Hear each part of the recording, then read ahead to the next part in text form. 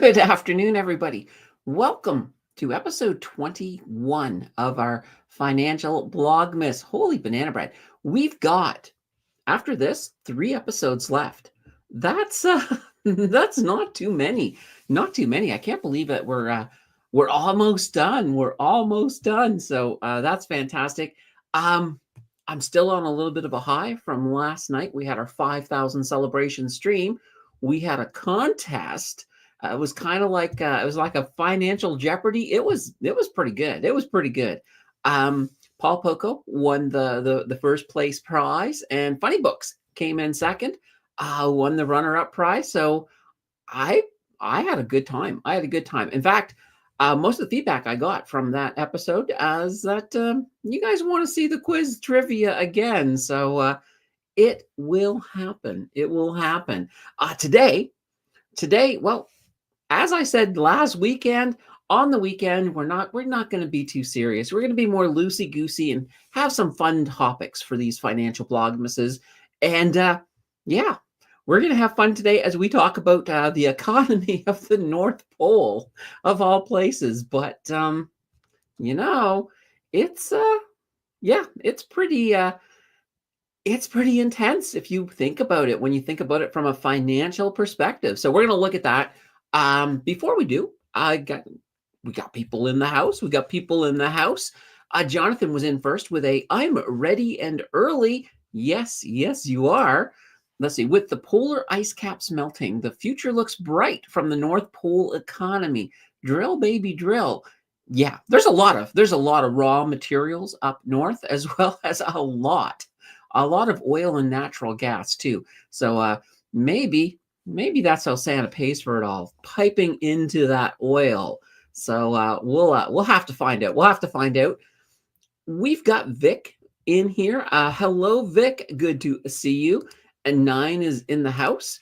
Let's see, day after day, and they say men are afraid of commitment. Yeah, well, I think everyone's afraid of commitment to a certain degree, but there's nothing like keeping commitment. That's a better feeling, I think, than avoiding commitment. Let's see, bonus points for doing the quiz sober. Absolutely. Absolutely. And Luke is mentioning first day of winter. Yeah, shortest day of the year. So not a lot of sunlight, but it's kind of nice. We actually do have the sun out here today. So that's not too shabby. Not too shabby as well. Tim says here as well, watching. All right. Fantastic. Fantastic. All right, guys. So these ones, of course, they're a little bit shorter, but we'll go as long as we go. That's the way I always look at it. All right. We've been doing these financial blogmas as those vertical formats, but I kind of wanted to use the whiteboard for this one. So to use the whiteboard, we needed to go back in the office. So hence we are here. And this is going to be fun. So I've basically taken kind of a look at the big expenses that we're going to have at the North Pole. Obviously, our big one is going to be gifts. There's a lot of gifts being made, being constructed up there, and that workforce up there, the elves, they're really, really, really, you got to pay them. You can't just make them work for nothing. We also have reindeer expenses. We also got the expenses of the North Pole itself. I mean, those lights don't pay for themselves. And from what I heard, in a collective agreement, the reindeer have refused to run on them treadmills to keep the lights on. So they're paying for those lights. And then, of course, there's delivery costs.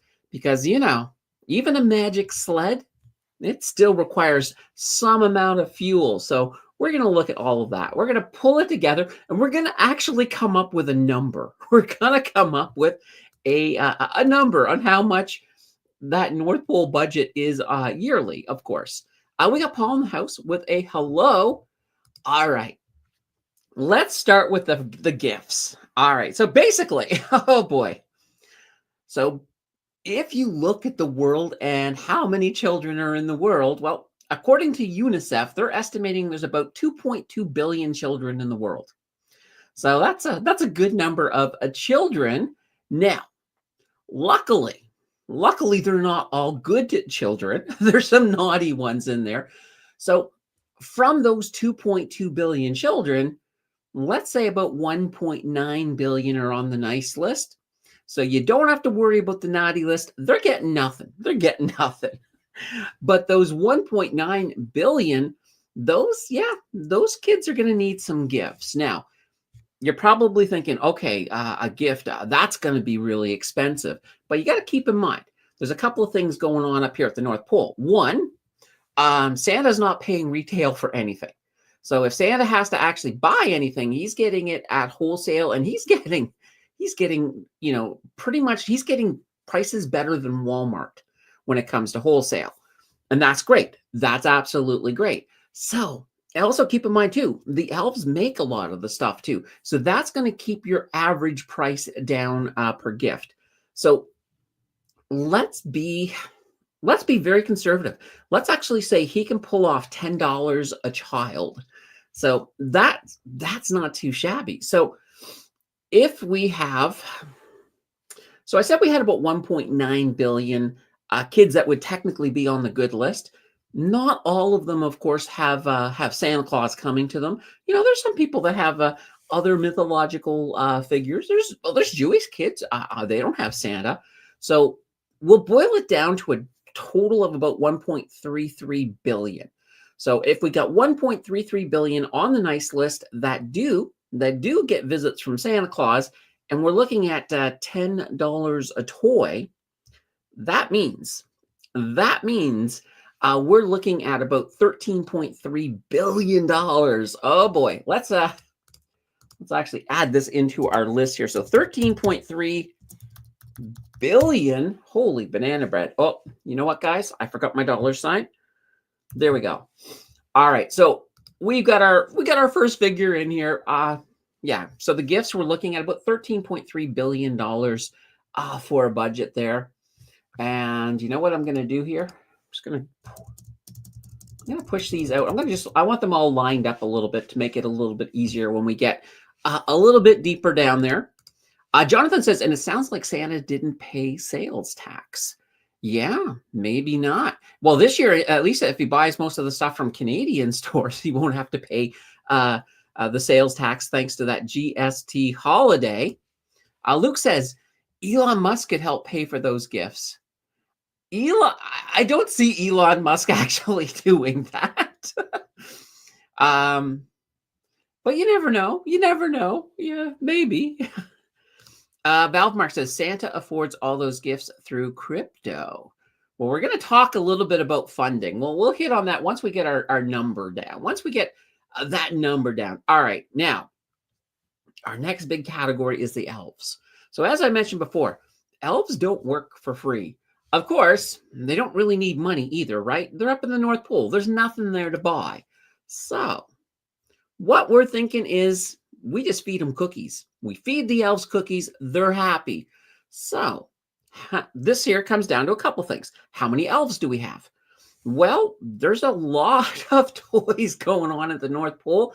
So I'm going to take a guess that we have 100,000 elves. That sounds like a good number to get that amount of work. This is sounding like a small country, but let's go with 100,000 elves working up there in the North Pole City or Santa's giant workshop, however big it is.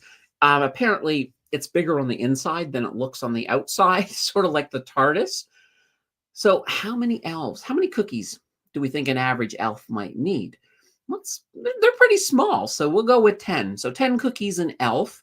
So now we got to, of course, source the cookies. So that could be expensive.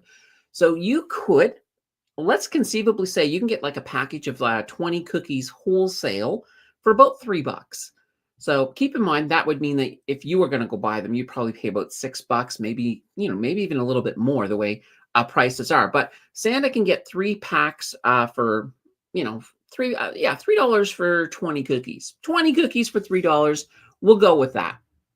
So that means that each elf needs basically 10 cookies a day. So we're looking at 365 days. We're not going to worry about the 0.25 for the leap year. We're just going to go with 365 days. So 10 cookies, 365. Now, of course, you have to then divide that by 20 because we're trying to get the price out of that and times it by 3. That way there we get it per individual cookie in that calculation. And it works out that each elf is going to cost $547.50. Holy banana breads. That's not a bad salary for a year. And we got 100,000 elves times, well, $547.50. That brings us to, well, let's get our next number in here. So that actually adds up to $54.75 million. All right. I'm going to push this here over. There we go. Yeah, that's close enough. Actually, yeah, as long as these are lined up, that's what I'm looking for. Yeah, $54.75 million. Holy banana bread. So already we can see this is getting pretty darn expensive. Vic says Elon has so many kids to buy for. I wonder how many of the elves are his. I don't know. I honestly don't know. Vic says Buffett bought the dip. Ooh. We're trying not to get serious, but that wouldn't surprise me. It wouldn't surprise me. All right. So those are our elves. Now, of course, we got reindeer. So we have, we've got the 8 that we're familiar with, and then there's Rudolph. So that's 9 reindeer. So how much hay does a reindeer eat? So I'm going to say that daily requirement for a reindeer is about 15 pounds of hay. They eat a lot. They eat a lot. Now, hay comes for about $150 a ton. So, oh boy. So basically, if we want the annual hay cost for the reindeer, what we're looking at is, let's see, 15 pounds times 365 days. And we got to divide that by 2,000, because that's how many pounds is in a ton. Times that by 150, and we're left with a daily cost for each of the reindeer of $410. There's only 9 of them. So our hay, these guys are not even worth it. They're not going to be that much. Our hay cost is looking at $3,690. Now, here's the thing. There's something magic going on with these reindeers as well. So there's definitely going to be upkeep on whatever it is that lets them fly. So we have to sort of look at that as well. And I'm going to say, this is where I'm going to have to guess wildly. I'm going to guess $10,000 a reindeer on maintenance and upkeep so that they can fly. So that means we got that original 3,690 times, well, we got 9 times 10,000. So that's another 90,000. So that gives us, oh boy, let's get this in here. This is actually one of our cheaper categories. So we're going to come in with a conservative $93,690. Woo, there we go. All right, and let's just move that over here as well. There we go. All right, so we got a little bit of information. We only got 2 things left we really need. So we need to look at the overhead. Oh boy. Before we do, though, Tim is in the house and said, I bought the dill pickle dip ripple chips Kansas party. Nice, nice. Absolutely. That's fun. That's fun. All right. So what type of expenses do we actually have at the North Pole? One, let's just talk about sleigh maintenance. If, of course, the reindeer need maintenance, the sled is going to need big time maintenance. I'm going to actually, let's throw in $1 million a year to keep that sled up and running. And keep in mind, there may be multiple sleds, but we're only going to charge $1 million a year. Now, we also have the utilities up there. Keep in mind, 6 months of the year, they're in total darkness. So that's a lot of power. And we're kind of running a small little, it's at least a town. So I'm going to put in about $2 million a year for basically just straight up utilities. Now, a lot of their toy making equipment, that's going to need maintenance as well. Yeah, let's put in an additional $3 million for toy making equipment maintenance, replacing old stuff, whether it be, a saw that doesn't work anymore or one of them wooden hammers breaks, yeah, it's going to happen. So looking at all of that, what we're looking at for our overhead, it adds up to $6 million. All right, let's throw in 6 million. Need my dollar sign first. All right, so we got $6 million. You can also make a Steve Austin for that same amount of money, but we're using it for the overhead just to say, all right, we got one last thing. All right, we've got the North Pole. We got it powered. We got all the gifts. Everything's made. We've paid the elves. The reindeer are all happy. Everything's ready for the big night. So, guys, yeah, we got delivery. So what is that delivery going to cost? All right. We'll take a look at that in just 1 second. I just want to get caught up here with chat. We got Hey from Bleak. Good to see you, Bleak. Tim, is Santa friends with Klaus Schwab? If so, you need to add 52 billion to send to Ukraine. I don't think Santa Claus is going to fund Ukraine. We'll leave those as a separate. We'll leave that as a separate mythological figure. Jonathan says Santa's going to need to add defense spending to the budget with Russia so close. All right, we're not going to put in defense per se. I mean, Santa Claus moves pretty fast, so I don't think we're going to. I don't think we're going to have to worry about that. Missy's in the house. Hello, Candace, says Missy, and Meowie says, so where is the revenue? Okay, we're going to look at revenue here in just a moment. In just a moment, we'll look at some revenue. All right, but let's look at these delivery costs. So, first of all, how much does he have to travel? So, if you think about those 1.33 billion kids who are getting gifts, we're looking at probably about 75 million miles. That's a lot of distance. Now, he does have a magic sleigh. We put a lot of maintenance into it, but we're still going to need some kind of fuel. And we're going to go super cost efficient. I'm going to say, we're going to down to a penny. We're going to go, let's say it's a penny a mile. And, it's magic. So that's fair enough. So we'll come in at a penny a mile, 75 million miles. That's going to cause us basically another $750,000. So let's put that in for the delivery costs. 750,000. Here we go. Oh boy. So there, our price tag is getting higher and higher. So definitely something to keep in mind.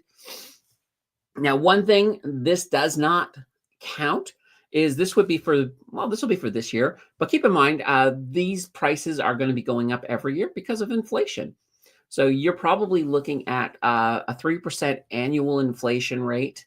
Now that the big inflation is already over. So that means their overall budget is probably going to increase by about 400 million per year. But for now, let's actually add this all up. Whoops. All right. So believe it or not, it's actually not that bad. It's $13.36 billion. As you can see, most of that is, of course, from those gifts. The gifts are your big money loser, the big costs of the North Pole. So that's interesting. So now we got to pay for this. And as Meowie was saying, how does Santa make money? Tim said, whoa, I once had a cat named Missy. And Missy saying, I bet it was the best kitty. Probably was. All right. So obviously this changes over the years. I imagine at this point, I believe it was, who was it? Let's see here. Somebody here suggested crypto. I imagine he is dabbling in crypto, but that's probably not his big area, but he would definitely have an investment portfolio. Now, mind you, with Santa Claus, of course, the ESG is probably going to be a big thing when it comes to investments. So Santa Claus might be able to pull off, let's say 8% a year in investments. That's fantastic. So that's one thing. Now, if he's doing that, he would actually need a portfolio of about $167 billion to cover that 13.36 billion annual expense. So that would be a big portfolio. So obviously, I don't think he's doing it completely with investments. Here, though, here's where I think the big part of his money is coming in. Licensing deals. Licensing. I mean, Santa-themed merchandise, movies, toys, decorations, all of the royalties off of those could absolutely add up to billions. I mean, Hallmark alone probably owes him $1 billion a year from all the movies, all the cards. That's going to be the big thing, licensing. In addition to that, he could also probably get some government support as well. Maybe there's like a global gift fund or something. There's lots of ways, but I think most of it's going to definitely come from those licensing. And as one of you mentioned earlier as well, if he wants to throw up an oil rig or, do some mining, there's a lot of resources there. There's a lot of resources there. Santa could certainly tap into those and start selling them if he really needed to. But I'm still set on the licensing because that's just a crazy amount of royalties. Oh boy. All right. Missy says I did something stupid. I sold half my positions. I panicked. Uh-oh, Missy, don't say it's not so. Say it's not so. Oh boy. Yeah, that's one of those things, guys. Just getting serious here for a moment. When we have things like what happened this week, you gotta not give in to your emotions. You can't do that because when you sell things like that, you're realizing losses because here's the thing, if you sell half of your position and then this week everything starts bouncing back up, that's real, you've lost real money by doing that. So you got to be really, really, really careful about just market things because we will head into a bear market sooner than later. And you don't want to be that person who, as we're heading deep into the bear market, you don't want to be selling stuff. You don't want to be selling stuff at that point because, you can wreck your portfolio. You can do that. So you want to really, really master your emotions. And if you can't, and this is what I will always say, if you are just not able to, not panic, for example, at that point, you probably want to look more into ETFs because it's a little bit easier with ETFs. Because one, if you've only got a couple of stocks that are dropping down, you might very well, some of the other funds in that ETF may very well help cover that and make it a little bit less of a huge drop, especially if you're looking at blue chip things. But you want to be careful. Okay, Missy says I was up, but still, even still, you know what? At least you're still in the green. That's good. Now it's a matter of finding some new entry points. So, and that's the thing. You can't cry over spilt milk. You're going to make mistakes. You will. You just got to put them behind you. Now you've got a good cash position. And that's where you have to sort of say, okay, well, let's wait for some opportunities and see what I can find. Or maybe it ends up staying as cash until we move into a bear market. But I still think that's going to be a little ways off. But we will probably still get some really good red days along the way. And you might find some really good positions. So hopefully. All right. Tim says, I like you, Missy. And all right, Tim, I'll leave that alone. Let's see. Tim says, with inflation, Santa's grocery budget must be insane because he needs to stay jolly looking. Maybe so. All right. Jonathan says, is there a Santa Royalty Corp I can invest in? I don't think there is. And Missy says, should I buy them back? So going back to selling things at this point, if you buy them back, you have lost. That's the problem. So I would be more or less like, okay, I know I want some of these back. Maybe, maybe hold off, see what happens. But the problem is I think we're heading into a Santa rally. So yeah, you have to kind of make up your mind on that, or see if there are any other opportunities, or decide like, am I going to maybe maintain a little bit of a cash until we get some better opportunities. So that's kind of the mindset I think that you have to go to sort of see what you can do with those. Meowie says, all right, so like a government, he must run a deficit, or maybe he gets money from income tax from elves or magic. Maybe. It's one of those things that's like, I think the licensing, like if you really think about how much is and yeah, I know Jill's over there going, no, you can't make that from licensing. But keep in mind, Santa hasn't opened his book, so all of these numbers are absolute speculation at best.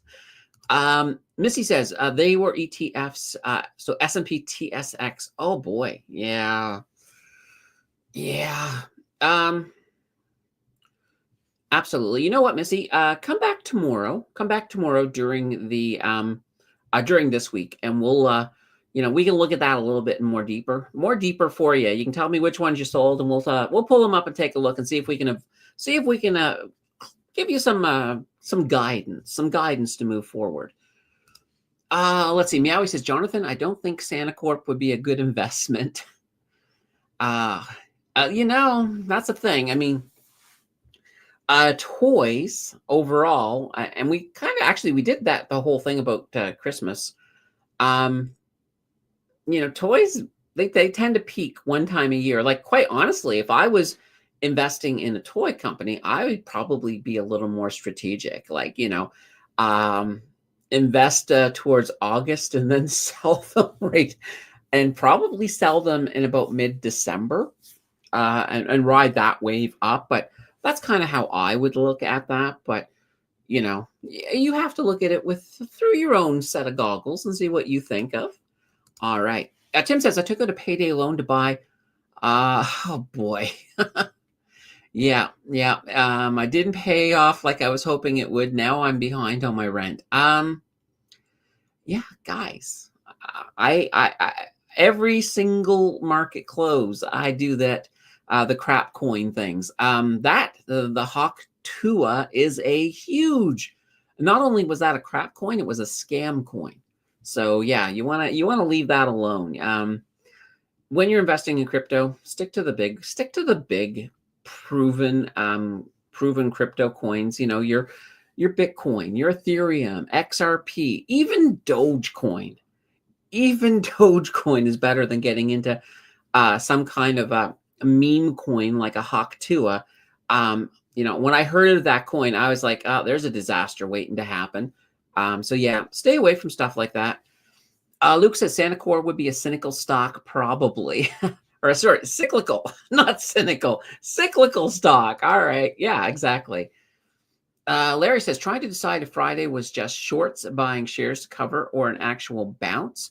I went long 15 positions at 6 a.m. pre-market open, mostly 2x bull ETFs, making 7 to 12% each, was 2x BABA ETF 5%. So it's interesting. Like, technically, the tax loss harvesting should be finished. This should have been finished this week. If we're getting a Santa Claus rally, it normally begins on the 24th.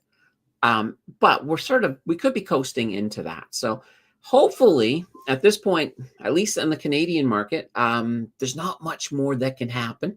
All of the volatility has kind of happened with our political system and that. So that's going to take a vacation. So there's a good chance. There's a good chance we could see green going in. So there's a good chance that, Larry, you might be good. You might be good. I'm hoping. Let's see. Cynical would be the Grinch stock. Yeah, there we go. Yep. Yeah, that's a mean one. But if you buy that stock just before Christmas Eve, apparently it can grow 3 times its size or something like that. Anyway, how many times did the Grinch's heart grow? I can't remember. It was either 3 or 5. I think it was 3. 3 seems to pop up in my head. But anyway, guys, this was a quick one. We actually went a half an hour. I don't mind. I was having fun as we were going through the old the old budget. Oh, that's good. Gotta love the coffee. Guys, on your way out, just hit that like button. I know I always forget to say it, but hit the like button. We'll be back here. We're going to do another one of these tomorrow. So a financial blogmas. And of course, we got this week, tomorrow at 4 p.m. Eastern. That's going to be awesome. Blogmas tomorrow will probably be earlier. It'll probably be about, I think it'll be around 1 p.m. Eastern, I think. But yeah, it'll be fun. So anyway, guys, until then, I'm going to bid you a fun or a happy Saturday. Yeah, have a great night, guys. Hey, spend some time. Maybe go out check out the Christmas lights, or have some fun. Have some eggnog. Have some eggnog. There we go. Until then, take care, guys. Enjoy the rest of your day. I will see you tomorrow. Bye, everybody.